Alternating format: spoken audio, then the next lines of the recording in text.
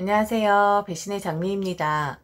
오늘 이야기는 책임감을 가지는 것이 당연하다 생각했던, 그래서 항상 진심으로 마음을 다했던 한 사람의 마음을 무참히 짓밟아버린 사람들에 대한 사연입니다. 과연 이 집안에 어떤 사정이 있었을지 사연 속으로 들어가 보겠습니다. 아마 제 이야기를 들으시면 어리석었다라는 말씀을 하실 겁니다. 그래서 글을 보내는 것이 조금 두려웠긴 했지만 저를 비난하시기 전에 만일 여러분이 제 입장이었다면 어떠하셨을지를 생각해 봐 주셨으면 좋겠습니다. 가족이라는 틀이 그런 것 같습니다. 겉으로 봐서는 별 문제 없어 보이지만 쏙쏙들이 들여다보면 가족들만 아는 문제들로 혼잡하다는 것을 말이죠. 저희 집안도 그랬습니다. 밖에서 봤을 땐 그 어느 집안보다 평온했고 화목했었지만 그 안에서 그 누군가는 말 못할 고통을 감내하고 있었죠. 제가 결혼을 하고 시어머니나 남편이 제게 하는 행동을 보면서 친구들도 하물며 저희 친정에서도 결혼 정말 잘했다고 칭찬 일색이었었습니다. 부모님은 그런 사돈 없으시다 했고 그런 사위 남편 없다고 말씀하셨어요. 그리고 친구들도 그렇게 좋은 시댁이 어디 있냐고 너는 이번 생은 땡 잡은 것이라고 하나같이 말을 했었습니다. 그런데 그렇게 다른 사람들 눈에는 좋아 보이고 칭찬 일색이었는데 정작 저는 너무 힘들었었습니다. 제 속상한 마음을 그 누구에게도 말할 수 없었고 사실 들어줄 만한 사람이 없다는 것이 맞겠네요. 고민을 털어놓을 사람들조차 없었습니다. 혼자서 이게 맞는 건지 생각을 했어야 했고 결론적으로는 도저히 이렇게는 안 되겠다라는 결론을 내리게 되었죠. 그래서 저는 지금 이혼을 했고 혼자인 상태입니다. 이혼을 결정한 후에도 주위에서는 저를 말리고 들었었어요. 제가 복에 겨워 그리 행동을 하는 것이라고 말이죠. 정말 그랬던 것일까요? 제가 복에 겨운 것을 모르고 그걸 차버린 것이 맞을까요? 정말 제 상황이 되어보지 않은 사람들은 모를 겁니다. 그들이 얼마나 저를 옥죄어 왔는지 말이죠. 우선 제 남편에 대해 말씀을 드리도록 하겠습니다. 그는 저를 정말 많이 사랑해주는 사람이었어요. 항상 제 의견을 따라 주었고 언제나 제 편이었고 죽을 때까지 저만을 위해 살 거라고 한 사람이었습니다. 그리고 입버릇처럼 다음 생에도 꼭 저와 만나고 싶다고 반드시 만나자고 약속을 해달라고 한 남자였었죠. 다정했고 그리고 저희 부모님에게도 정말 잘했어요. 딸인 저보다 저희 부모님께 더 자주 연락을 해서 어디 불편하신 곳은 없는지, 드시고 싶으신 것은 없는지 물어보는 그런 남자였습니다. 명절 생신 때도 마찬가지였습니다. 그는 시댁보다는 제 친정을 먼저 챙겼었고 시어머니보다는 저희 부모님이 먼저인 그런 사람이었습니다. 그건 저희 시어머니도 마찬가지셨어요. 시집살이 뭐 이런 거 모르고 살았습니다. 며느리 쥐잡듯이 잡는다고 하는데 한 번도 그런 경험 해본 적 없었고 저를 딸처럼 본인 아들보다 더 위해 주셨던 분이셨습니다. 명절 때도 시어머니가 친정에 먼저 가라고 하셨고 만일 바쁘거나 일정이 있으면 시댁은 건너뛰어도 된다 그리 말씀하셨던 분이셨죠. 어설프게 생신상 한번 차려드렸더니 그 이후 제 생일 때는 상다리가 부러질 정도로 그렇게 해주셨던 분이셨습니다. 남편도 다정하고 제게 잘하고 시어머니도 그 흔한 시어머니 노릇 한번 한 적 없는데 뭐가 그리 힘들어서 고민하고 이혼까지 하게 되었느냐? 바로 저런 점 때문이었습니다. 저를 아끼는 만큼 저를 위하는 만큼 남편이나 시어머니는 제게 의존하는 퍼센트가 너무 높았습니다. 뭘 하나 사려고 해도 제 의견을 물어보았고 뭘 하나 하려고 해도 제 의견을 물어본 뒤 시어머니나 남편은 행동으로 옮겼어요. 하다못해 시어머니는 저와 같이 먹지 않는 식사 자리인데도 무엇을 먹었으면 좋겠냐고 물어오기까지 하셨죠. 비단 그런 의존도 뿐만 아니라 경제적인 면도 그랬습니다. 주위 사람들에게 잘하고 제게 잘한 것은 인정하나 저는 실질적인 가장 노릇을 해야 했고 저희 집을 비롯해서 시댁의 모든 경제적인 면을 챙겼어야 했거든요. 그 점에 항상 남편도 시어머니도 미안해 하셨습니다. 그런데 제게 너무 잘하니까, 그리고 우리 친정이도 너무 잘하니까 제가 불만을 토로할 수가 없는 거예요. 가정을 해보면 만일 제가 한 달에 500만 원을 벌었다고 치면 시어머니 집안 살펴주고 저희 집 살펴보고 나면 남는 돈이 없습니다. 그렇다고 남편이 돈을 벌지 않은 것도 아닌데 남편은 남편대로 나갈 것이 있으니 절대로 돈이 모일 일이 없는 거예요. 그래도 남편이 정말 돈을 벌지 못하는 것도 아닌데 왜 그리 들어갈 곳이 많은 건지 항상 제게 모자란 돈을 가져가곤 했었거든요. 물어보고 싶었지만 돈이라는 것을 입에 올린다는 것이 참 치졸해지는 법이잖아요. 그래서 그냥 묵묵히 지원을 해줬고 막연하게 잘 모으고 있겠지라고 생각을 했었습니다. 차라리 뻔뻔하게라도 굴면 저도 뭐라고 한마디 할 텐데 남편과 시어머니는 제게 고개를 숙이고 거의 무릎을 꿇고 빌다시피 행동을 했었거든요. 열심히 하고 돈도 꽤 벌리는 것 같은데 제 손에 쥐어지는 돈이 한 푼도 없더군요. 그리고 시어머니 생활비 외에 가끔 의도치 않게 들어가는 돈도 꽤 있었는데 그건 바로 시어머니가 대출을 받으셨다는 거였어요. 그 용도는 잘 모릅니다. 남편은 제게 고개를 숙이고 그늘진 얼굴로 이야기를 하는데 그동안 제가 드린 생활비가 모자라서 그리 하신 것 같다고 한숨을 푹푹 쉬더군요. 그럼 저는 고민을 하죠. 어떻게 해야 하나? 이걸 어떻게 풀어가야 하나? 라고 말입니다. 그런데 더 저를 옥죄어오고 답답하게 만들었던 건 바로 남편과 시어머니 행동이었습니다. 이미 저는 대출을 받았다는 사실을 알고 그 이자가 어마어마하게 나가고 있다는 것을 알고 있는데 그래서 그 생각만 하면 답답한데 그들은 너무 평온하다는 것이었어요. 장을 뭘 볼지, 뭘 먹어야 할지, 장인 장모님한테 갈지, 암튼 이런 일상적인 이야기를 한다는 것이었습니다.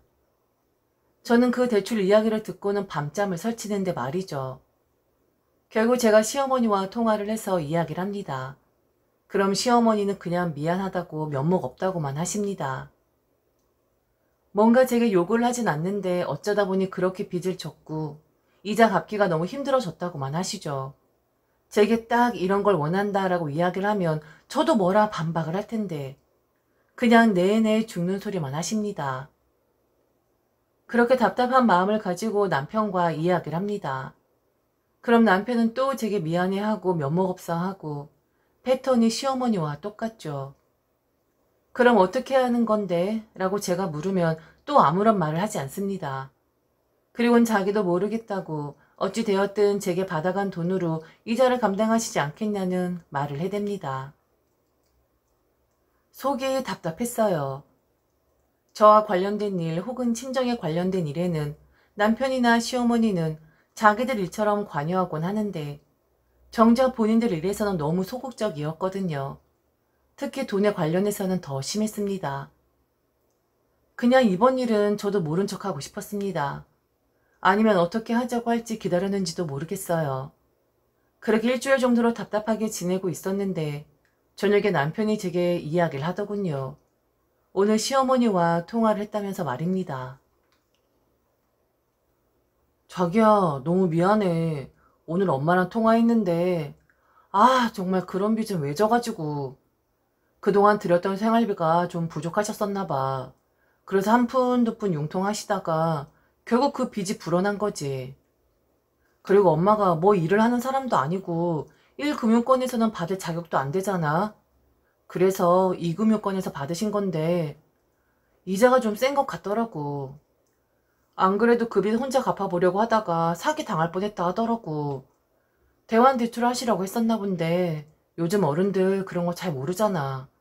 암튼 우리 엄만 참 문제야. 왜 며느리한테 이렇게 집만 주는 건지. 정말 자기 볼 면목이 없다. 이번 주에 아버님 어머님한테 다녀올까? 자기 기분 안 좋을 때 아버님이랑 소주 한잔하면 기분 풀리잖아. 장어 사가지고 우리 들어가자. 가서 자기 기분도 풀고 그리고 하룻밤 자고 오자. 정말 미안해 자기야. 시어머니와 분명 통화를 했다고 하는데 그 이야기는 자세하게 하지 않고 쓸데없는 말만 하는 남편. 항상 저런 식이었습니다. 그동안 항상 저랬었죠. 결국엔 제가 어떻게 해결하겠다라고 제 입을 통해 듣기를 바랐었던, 제가 문제를 풀어주기만을 바랐었던 남편이었습니다. 이번에도 다르지 않더군요. 그래서 이번엔 저도 물어보았습니다. 제가 해결 방안을 내어주기를 바라는 것이 아니라 남편에게 직접 듣고 싶었거든요. 엄마 아빠한텐 다음에 가. 그래서 말 돌리지 말고 어머니 일은 어떻게 할 생각인데? 생활비가 모자라서 빚을 지셨고 1금융권이 아닌 2금융권에서 대출을 받으셨고 이자 감당하기가 힘드시고 그리고 어머니가 문제라는 당신 말까지 들었어. 그럼 그 다음엔? 그래서 어떻게 할 건데? 어떻게 해결을 하려고 하는 건지 왜 그 말을 안 해? 남편은 쭈뼛쭈뼛합니다. 그러면서 본인이 무슨 말을 할 수가 있겠냐고, 자기 입으로 어떻게 돈을 더 들이자고 말을 할 수가 있겠냐고 제 처분만 기다리고 있다고 하더군요. 결국엔 제 입에서 나올 말만 기다리고 있었던 거였죠. 그러니까 당신 말은 나한테 미안해서 말을 못하겠다는 거야? 결국 내 입에서 나오기를 바라는 거네. 돈을 좀 더 들여야 한다. 이번 달부터 어느 정도 돈을 더 지원을 해야 한다. 이게 결론 아니야? 그럼 나한테 확실하게 이렇다 저렇다 요청을 해야지. 그래야 나도 된다 안 된다라고 말을 할 수가 있지. 나한테 잘하고 우리 부모님한테 잘하고 하는 거 너무 좋은데 항상 자기랑 어머니는 내 입만 바라보고 있는 것 같아. 돈에 관련해서 말이지. 그냥 내가 알아서 주기를 바라고 내가 알아서 해결해 주기를 바라는 것 같다고. 결국 내가 해결을 하고 돈을 주면 나는 지금까지 돈에 관련해서는 어머니한테 단 한 번도 고맙다란 말을 들은 적이 없다. 그 말을 듣기 위해서 생색내기 위해서 어머니를 지원해 드리는 건 아닌데 항상 돈에 관련해서는 당신도 어머니도 딴소리만 하더라. 이게 나를 얼마나 힘들게 하는지 알아? 아마 모를 거야. 당신이랑 어머니는 절대 모를 거라고. 도대체 언제까지 이렇게 해야 하는 건데? 나도 너무 지치고 힘들거든? 다들 나한테만 기대서 살고 있는데 내 입에서 돈 이야기 나오는 것도 힘들고 그리고 열심히 버는데 내 손에 한 푼 쥐어지지 않는 것도 힘들다. 당신이나 어머니나 내 이 답답한 마음을 알까? 어떻게 돈 이야기에서만 그렇게 소극적이니? 다른 일에는 그렇지 않으면서 왜 돈 이야기에서만 내 입을 바라보는 거냐고. 어떤 마음일지 이해가 가실까요? 너무 잘해주는 남편이고 시어머니인데 돈에 관련해서는 제게 심하게 의지를 하는 그들이 버거웠습니다. 제가 속물이어서 그럴 수도 있지만 힘들었어요. 그리고 너무 잘해주는 사람들이니까 그 누구에게도 털어놓지 못하는 제 심정은 매일매일 지옥 같았었습니다. 결국 저는 남편에게 이야기를 하지 않은 채 시어머니의 채무를 정리해 드렸어요. 굳이 제가 이야기를 하지 않아도 아마 남편은 제가 알아서 해결하기를 기대하고 있었을 거예요. 시어머니도 마찬가지였을 거고요. 그동안 그렇게 해왔으니 말이죠. 제가 무슨 억만장자도 아니고 저도 빚을 내서 채무를 해결해 드렸고 그리고 그렇게 저는 조금씩 정리하는 수순을 밟아갔습니다. 이렇게는 못 살 것 같더라고요. 저리 다정하고 착한 남자 만나지 못할 거라는 거 잘 알고 있었고 경제적으로 제게 의지를 하실 분 시어머니 노릇 한번 하지 않는 그런 어머니 만나기 힘든 거 알고 있지만 이렇게는 버틸 수가 없을 것 같더군요. 제가 너무 찌질해 보였고 제가 너무 비굴해 보였거든요. 천천히 마음의 정리를 했고 남편에게 이혼 이야기를 꺼내려고 할 즈음 저희 시어머니가 제게 그러시더군요. 시어머니의 그 말씀에 저는 더 이혼을 해야겠다는 마음을 굳히게 되었습니다. 사돈께선 잘 지내고 계시지? 언제 한번 식사라도 한번 대접해드리고 싶은데 시간 한번 잡아보도록 해라. 우리 귀한 보배 같은 며느리 우리 집에 시집 보내주셨는데 내가 할 수 있는 거 해드려야지. 그리고 아가, 내가 너한테 약속받고 싶은 게 하나 있어. 농담이지만 각서 하나 써주면 더 좋을 것 같기도 하고. 얼마 전에 친구들이랑 밥을 먹는 자리였었는데 늙으면 다들 그런 이야기 하거든. 과연 우리가 아프면 며느리들이 우리를 모실지 아니면 바로 어디로 보낼지 말이야. 대부분 친구들 생각엔 어디를 보낸다는 거에 확률이 더 높지 않겠냐 말을 하더라고. 나는 이야기는 하지 않고 그냥 묵묵히 듣고만 있었는데 과연 우리 며느리는 어떻게 할까라는 생각이 들더라고. 나한테 약속 하나 해줄 수 있니? 내가 너를 우리 아들보다 더 의지하고 믿고 따르는 거 잘 알지? 나는 정말 네가 내 딸 같거든. 가슴에 손을 얹고 나는 너를 지금까지 며느리라고 생각을 해본 적이 없어. 그냥 내 자식이라고 생각을 했지. 아들한텐 절대로 추잡한 모습 못 보이지. 그래도 남잔데. 그런데 너는 같은 여자이고 한데 우리가 서로에게 추한 모습, 험한 모습 못 보일 이유가 없지 않니? 그래서 말인데 너한테 약속을 하나 받고 싶어. 나 또한 너한테 그렇게 할 거거든. 당연히 네가 그렇게 하겠지만 그냥 확실하게 해두고 싶어서 그래. 만일 내가 조금 더 늙어서 어디가 불편해지거든. 나 절대로 어디 보내면 안 된다. 네가 밥도 떠먹여줘야 하고 네가 나 목욕도 시켜줘야 하고 네가 나 말벗도 해줘야 하고 그렇게 해줘야 한다. 난 아프면 너랑 더 떨어지기 싫어질 것 같거든. 아들 녀석 다 필요 없어. 나는 아들보다 네가 더 좋고 네가 더 내 자식 같거든. 나 또한 만일 네가 그렇게 된다면 기꺼이 그렇게 할 거야. 네 옆에만 붙어 있을 것이고 너를 돌보는데 내 모든 힘과 시간을 투자할 거야. 너도 그렇게 해줄 거지? 당연히 우리 착하고 보배인 딸이나 다름없는 너는 그렇게 해줄 거지? 나 어디 안 보낼 거지? 다른 친구들처럼 걱정 안 해도 되는 거지? 시어머니가 그리 이야기를 하는데 소름이 돋았습니다. 저를 나쁜 며느리라고 해도 어쩔 수 없었어요. 정말 그 지경이 될 때까지 내게 의지를 하겠다는 건가? 그 정도가 되어도 나란 사람은 본인들을 돌봐줄 것이라고 생각을 하는 거였나? 그런데 그 옆에 있는 남편은 한술 더 뜨더군요. 아, 엄마, 정말 왜 그래요? 그런 부탁을 왜 하는 건데요? 아, 정말. 엄마 이 사람 몰라요? 이 사람, 나보다 엄마를 더 좋아하는 그런 사람이라고요.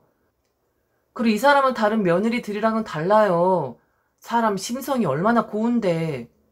그런 말 굳이 하지 않아도 이 사람은 그럴 생각을 가지고 사는 사람이라고요. 정말 몰라서 묻는 거예요? 당연한 거죠. 당연히 엄마 아프면 이 사람이 엄마 보살펴주고 하죠. 그럼 누가 보살펴요? 설마 이 사람이 엄마를 나 몰라라 하겠어요? 아, 정말 엄마도. 엄마 며느리를 몰라도 너무 모른다. 그런 아줌마들이랑 어울리지 말아요. 괜한 이상한 생각만 하시겠어. 걱정 붙들어 매요. 당연한 걸 이야기하고 그래. 아, 참네. 나한테 무슨 이야기라고. 황당함에 입을 다물지 못했습니다. 남편과 시어머니는 저란 사람을 그렇게 생각을 했었더군요. 평생을 제 등에 업혀서 살겠다고 말이죠. 저는 이혼을 선택할 수밖에 없었습니다. 그들이 너무 무거운 짐처럼 느껴졌거든요. 제게 잘해준 건 맞지만 그 잘해줌에 따르는 대가는 너무 혹독했습니다. 아니, 그렇게 생각하지 마. 당신 지금 오해하고 있는 거야. 왜 내가 그런 사람이라고 생각을 하는 건데? 당신이나 어머니는 착한 사람들이니까 나도 그런 사람인 줄 아나 본데 나 어머니 만일 아프시면 병원에 모실 거야. 어머니, 저도 그렇게 할 거예요. 다른 며느리들처럼 시어머니들 이야기하는 그런 나쁜 며느리들처럼 바로 병원에 보내드릴 거예요. 어머니 밥 못 떠먹여 드리고 어머니 몸 못 시켜드려요. 그러니까 그런 말씀 마세요. 어머니 보살피느라 제 인생 허비하고 싶지 않아요. 그리고 두 분 다 있으니까 이야기할게요. 저 이혼할 거예요. 아마 왜 갑자기? 라는 말을 할 수도 있는데 어머니 대출금 갚아드리면서 저는 그게 마지막이라고 생각을 했고 그리고 천천히 정리를 하기 시작했어요. 둘 다 곰곰이 생각해봐요. 나는 누구한테도 말 못해요. 둘 다 나한테 너무 잘하고 내 주위 사람들한테 너무 잘하니까. 그리고 다른 사람들은 내가 그냥 행복하고 아낌만 받는 줄 알 테니까. 그런데 나 이 집의 노예야. 잘해주니까 그에 합당하는 대가를 지불해야 하는데 그게 항상 경제적인 측면으로 대갚아줘야 하니까 다른 사람들은 두 사람을 너무 좋은 사람으로 알겠죠. 그런데 두 사람 나한테 너무 혹독한 시련을 주는 사람들이고 나한테 너무 버거운 짐을 안겨주는 사람들이에요. 내 등에 서로 엎여서는 착한 척, 다정한 척, 생각해 주는 척 다 하고 있지만 정작 둘을 업고 있는 나는 미칠 지경이라고. 더 길게 이야기 안 하겠어요. 내 인생에서 이제 둘 다 꺼져주세요. 둘은 나를 갉아먹는 사람들일 뿐이야. 기생충 같은 사람들이라고. 그리고 어머니, 정상적인 사람들이라면 나 아픈데 병원 보내지 말라고, 나 보살펴 달라고 그렇게 말하지 않아요. 염치가 없어도 정도껏 없어야죠.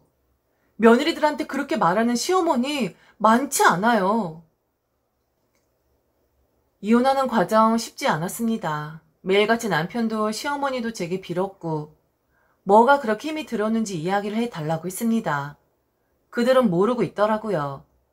그들이 제게 얼마나 힘든 존재였었는지 말이죠. 하물며 저희 부모님까지 찾아가서 쓸데없는 말을 하는 바람에 제 이혼하는 일에 모든 사람들이 관여를 하게 되었네요. 그 상황이 죽을 만큼 싫었고 알지도 못하면서 떠들어대는 사람들이 미웠습니다. 내 속도 모르면서 그동안 내가 얼마나 괴롭고 힘들었는지 알지도 못하면서 겉모습만 보고 이야기를 했으니까요. 쉽지 않은 여정이었지만 결국 저는 이혼을 했고 지금은 혼자 살고 있어요. 가끔 외롭지 않냐는 질문을 받거나 이혼한 것을 후회하거나 하지 않냐고 물어오는데 제 인생에서 가장 잘한 결정이 저는 이혼이라고 생각을 합니다. 만일 그들과 헤어지지 않았더라면 저는 보이지 않는 곳에서 말라 비틀어졌을지도 모르겠습니다. 좋은 사람, 다정한 사람 너무 좋죠. 그런데 그 대가는 너무 혹독했습니다. 그리고 그들이 만들어 놓은 이미지로 인해 다른 이들까지 현혹시키는데 저는 완전히 외톨이가 되었던 것이었죠. 꿋꿋하게 혼자 잘 살아가고 있고 홀가분합니다. 좀 답답한 이야기였을까요? 아니면 제가 혹시 복에 겨워 그 복을 찬 것이라고 말씀을 하실 분들이 계실까요? 정말 제 상황이 되어보지 않은 분들은 이해 못할 겁니다. 아무리 이야기를 해도 알아듣지 못하는 그들, 뭘 잘못했냐고 하는 그들, 오해였다고 하는 그들, 앞으로는 좀 더 대화를 하자는 그들, 끔찍합니다. 마주치고 싶지도 않고 살면서 절대로 보고 싶지 않은 그런 유형의 사람들이었습니다. 제 인생이 이혼이라는 흠집을 내긴 했지만 이 이혼이라는 것을 훈장이라고 생각하면서 저는 오늘도 열심히 살아가고 있습니다.